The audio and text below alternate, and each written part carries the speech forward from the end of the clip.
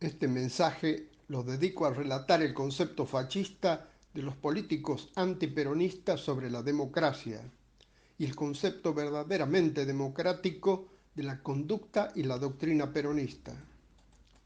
La doctrina fascista aprobada en abril de 1940 por Mussolini como presidente del Consejo de Ministros Reales de Italia durante el reinado de Víctor Manuel III, expresa en la página 31 el concepto fascista de la democracia. Dice así: el fascismo niega que la mayoría, a través del mero hecho de ser mayoría, pueda gobernar las sociedades humanas. Niega que esta mayoría pueda gobernar por medio de una consulta periódica. Afirma la irremediable, fructífera y beneficiosa desigualdad de los hombres que no puede ser nivelada por un hecho mecánico y extrínseco como el sufragio universal. Prosigo con el concepto fascista de la democracia del socialismo argentino, llamado también socialdemócrata. El 7 de septiembre de 1930, los socialistas participaron del golpe de Estado en contra del gobierno de Irigoyen, elegido constitucionalmente. Lo apresaron y proscribieron hasta el día de su paso a la inmortalidad, el 3 de julio de 1933. El socialista Federico Pinedo fue ministro de Hacienda y Antonio de Tomaso ministro de Agricultura. Arturo Orgaz, senador provincial entre 1932 y 1935. Alejandro Korn, en 1934, fue elegido convencional constituyente para reformar la constitución de la provincia de Buenos Aires. Alberto Huello ejerció como ministro de Hacienda de la Nación durante la presidencia de Agustín Pedro Justo. Durante la fraudulenta década infame es cuando el socialismo consiguió más bancas en la historia. Roberto Noble, el fundador del diario Clarín, fue electo diputado por la capital federal en 1930, ministro de Gobierno de la provincia de Buenos Aires y apologista de Mussolini junto al gobernador conservador Manuel Fresco. El 5 de septiembre de 1930, 2 días antes del golpe en contra de Irigoyen, Alfredo Lorenzo Palacios dictó una resolución como decano de la Facultad de Derecho y Ciencias Sociales que decía: asumir como propio el imperativo enunciado en forma indeclinable por la concepción juvenil de exigir la renuncia al presidente de la Nación, señor Hipólito Yrigoyen, y la inmediata restauración de los procedimientos democráticos dentro de las normas constitucionales. El socialdemócrata Federico Pinedo, diputado socialista independiente y abuelo del expresidente provisional del Senado de la Nación durante el gobierno de Mauricio Macri, dijo en referencia al gobierno de Irigoyen: para mí la presidencia actual es una dictadura típica, absolutamente desorbitada y no contenida por ningún freno legal. Esa situación de dictadura tiene que desaparecer. Al presidente Irigoyen hay que derribarlo.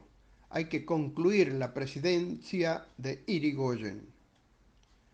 Los socialdemócratas también apoyaron los golpes de Estado de 1949, de 1951, de junio de 1955, de septiembre de 1955 en contra del presidente constitucional Juan Domingo Perón y en marzo de 1976 contra María Estela Martínez de Perón.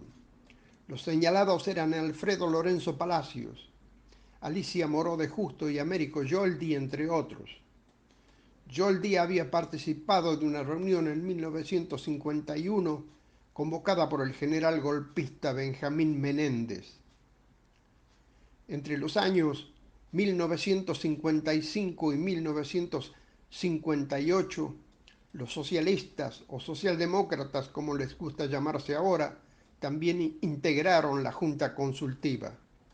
Ellos fueron Alicia Moró de Justo, Américo Yoldi, Ramón Muñiz, Julio Noble y Nicolás Repetto. Alentaron y aplaudieron la derogación de la Constitución Nacional de 1949 y los fusilamientos de junio de 1956. Alicia Moró de Justo, como integrante de esa junta, apoyó también la derogación del artículo 37 de la Constitución Nacional de 1949 sobre la igualdad jurídica de los cónyuges y la patria potestad, como todos los derechos humanos amparados en ese artículo. Su marido, el fundador de la socialdemocracia argentina, Juan Bautista Justo, expresó en su trabajo Teoría y Práctica de la Historia una ferviente defensa de las invasiones europeas al África y el aniquilamiento de los indios en la Patagonia, diciendo: ¿puede reprocharse a los europeos su penetración en África porque se acompaña de crueldades? Pero vamos a reprocharnos el haber quitado a los caciques indios el dominio de la Pampa, o cuando defendió la anexión de Texas a Estados Unidos porque expresaba la civilización. La compañera Evita no se preguntaba si eran bárbaros o civilizados, al afirmar: donde hay una necesidad, hay un derecho. La socialdemocracia es una ideología política, social y económica que busca apoyar las intervenciones estatales, tanto económicas como sociales, en el marco de una economía capitalista. Creo innecesario aclarar que las dictaduras que ellos apoyaron solo afirmaron su defensa del sistema capitalista, pero no cumplieron otros principios. Retomo el concepto fascista de democracia de la Unión Cívica Radical. El 6 de septiembre de 1930, los radicales antipersonalistas, es decir, anti-irigoyenistas, un conglomerado de liberales de izquierda y derecha, apoyaron el golpe de Estado en contra de su líder. Ellos fueron Leopoldo Melo, Vicente Gallo, Tomás Le Breton, José Croto, Miguel Laurencena, Manuel de Iriondo, José Néstor El Gaucho Lencinas, Federico y Aldo Cantoni del bloquismo de San Juan, Agustín Pedro Justo, sobrino del fundador de la socialdemocracia argentina, y Roberto M. Ortiz, estos últimos presidentes de la Nación de la década infame fraudulenta. José Tamborini, ministro de Alvear y candidato a presidente por la Unión Democrática, que enfrentó a Perón, y Enrique de las Mercedes Mosca, abogado de la Forestal Land, empresa que operó en Argentina entre 1906 y 1931 y explotó casi 2 millones de hectáreas de los bosques de quebracho que se alzaban en el Chaco Austral. Fue también candidato a vicepresidente por la Unión Democrática, que enfrentó la fórmula Perón-Quijano en 1946. El sector que se había apropiado del nombre de la Unión Cívica Radical apoyó los frustrados golpes de Estado de 1949, 1951, junio de 1955 y el que derrocó a Perón en septiembre de 1955. En 1951 hubo oficiales navales vinculados al intento del general Menéndez, pero el Servicio de Inteligencia de la Marina no colaboró para detectarlos. Luego de los hechos de violencia de 1953, se reactivó la conspiración e incluso se urdieron dentro de la Marina varios planes que, bajo la apariencia de ejercicios de guerra, tenían por finalidad prepararse para una futura revolución. El 15 de abril de 1953, un grupo comando antiperonista dirigido por Roque Carranza, Arturo Matov, dos dirigentes radicales, y un demócrata progresista, Carlos Alberto González Dogliotti, fueron apresados por la policía después de colocar 3 bombas, una en el Hotel Mayo, otra en el 8º piso del nuevo Banco Italiano y la tercera en la entrada de la estación Plaza de Mayo de la línea A del subte. Los terroristas fueron detenidos por la policía y confesaron la autoría material del crimen. El atentado extremista fue contra una manifestación sindical organizada por la CGT en la Plaza de Mayo. Dejó como saldo 5 trabajadores muertos y 95 heridos. Durante el golpe de Estado de 1955, los radicales Oscar Allende, Juan Gauna, Oscar López Serrot y Miguel Ángel Zavala Ortiz integraron el gobierno llamado Revolución Fusiladora. Zavala Ortiz fue el terrorista que bombardeó Plaza de Mayo llena de gente y luego premiado por el presidente Ilia con el cargo de ministro de Relaciones Exteriores y Culto. En 1962, la Unión Cívica Radical del Pueblo, a través de su líder, el doctor Ricardo Balbín, apoyó el golpe de Estado liderado por el general Raúl Poggi en contra de Arturo Frondizi, que había tenido la valentía de permitir la participación y el triunfo del peronismo en varias provincias. Balbín calificó la gestión de Frondizi como desquiciadora y ofensiva para la dignidad argentina. A continuación, desarrollaré el concepto fascista de democracia dentro del gobierno del presidente radical Arturo Umberto Illia. En el año 1963, Illia mantuvo la proscripción política del expresidente Juan Domingo Perón e intervino la provincia de Jujuy porque ganó el peronismo. En la elección del 7 de julio de 1963, los votos emitidos por los ciudadanos en boletas ya oficializadas por la Junta Electoral y distribuidas por esta a favor del peronismo fueron anulados el mismo día del comicio, a pesar que sobre él no pesaba ninguna restricción o limitación para su concurrencia. En esas condiciones, el peronismo había sido proscripto para electores de gobernador y vice, el mismo día de las elecciones con las boletas ya distribuidas en las distintas mesas. La fórmula peronista para la gobernación, José Humberto Martiarena Guillermo Snopek, había obtenido el 56% de los votos, mientras que la fórmula patrocinada por la Unión Cívica Radical Intransigente, Horacio Guzmán, Rafael Jáuregui, solo el 18% de los votos. Los demás partidos obtuvieron poco apoyo electoral. El peronismo consiguió amplia mayoría en la legislatura provincial.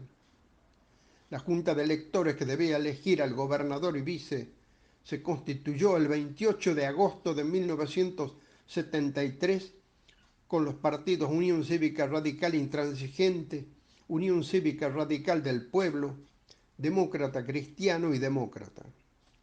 La fórmula Guzmán-Jáuregui había logrado 19 electores sobre un total de 40, los demás partidos 21. Según el decreto de convocatoria, se debía elegir el gobernador y vicegobernador por la mayoría absoluta, es decir, 21 votos.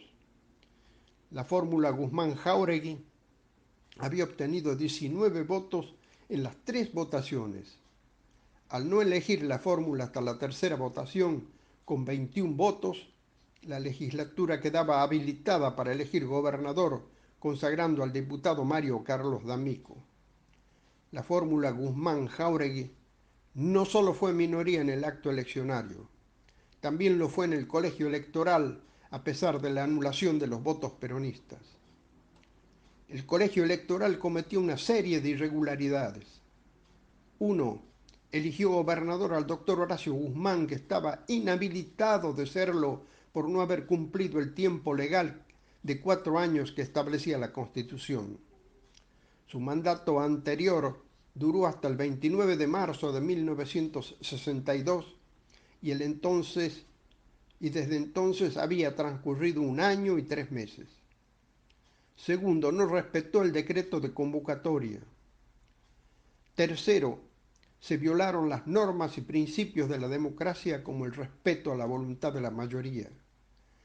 Cuarto, violó el artículo 3 de la Constitución de la provincia de Jujuy que decía: todo poder emana del pueblo, y aclaraba que podrán ser interpretados como negación o mengua de otros derechos y garantías no enumerados y virtualmente retenidos por el pueblo que nacen en el principio de la soberanía popular.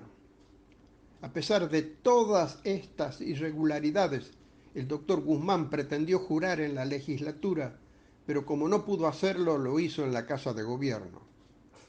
El Poder Ejecutivo Nacional apoyó a los usurpadores por decreto número 99/63, que reconocía como gobernador de la provincia al doctor Horacio Guzmán y designó al subdirector de Asuntos Jurídicos del Ministerio del Interior, doctor Horacio Pietranera, para que se trasladara a la provincia de Jujuy en calidad de veedor e informase de la situación al Poder Ejecutivo Nacional. Finalmente, argumentando enfrentamiento de poderes, designó interventores federales a Antonio de la Rúa, luego a Carlos Fernández Jensen y Roberto Hansen sucesivamente. Las medidas se extendieron hasta el 14 de febrero de 1966. Veamos por último lo que expresa el libro Doctrina Peronista sobre el Estado Democrático. La primera verdad peronista asevera que la verdadera democracia es aquella donde el gobierno hace lo que el pueblo quiere y defiende un solo interés, el del pueblo. La segunda verdad peronista afirma que el peronismo es esencialmente popular. Todo círculo político es antipopular y por lo tanto no es peronista. Para el logro de una auténtica democracia que supere los moldes caducos del demoliberalismo burgués, es preciso la plena participación del pueblo en todos los niveles de la vida nacional. Vale decir, para alcanzar la ambicionada democracia integrada, resulta previo la organización de la comunidad. Aspiramos a una verdadera democracia, de donde hayan sido desterrados esos vicios que hasta ahora la han venido corrompiendo. Podrían multiplicarse los argumentos para demostrar que cada día es más indispensable la cooperación de la comunidad para mantener el equilibrio de los intereses individuales y sociales y para obtener el reconocimiento y respeto de los derechos inherentes a la persona humana. Todos los sectores del pueblo deben ser admitidos dentro de la fortaleza del Estado. No otra cosa significa democracia. Lo contrario significaría que un sector político, sindical o empresarial pretendiera arrogarse la representación del pueblo y monopolizarla en su propio beneficio. Queremos una nación con doctrina y cultura profundamente humanista en todo cuanto no se oponga o debilite al Estado, y con sentido y sentimiento estatales en cuanto no anule o tiranice al hombre. Juan Domingo Perón obtuvo en las elecciones convencionales de 1948 el 66,69%. Fue reelecto la primera vez en 1951 con el 63,40%, en 1964 con 64,52% y reelecto en septiembre de 1973 con el 61,85%. Ningún político, no importa la ideología que tuviere, alcanzó los resultados contundentes que Perón, durante las elecciones y en el ejercicio del cargo, no solo en la República Argentina. Honor y gloria al general Juan Domingo Perón, el verdadero demócrata argentino que logró el equilibrio de los intereses individuales y sociales, consagrando los derechos de la persona humana.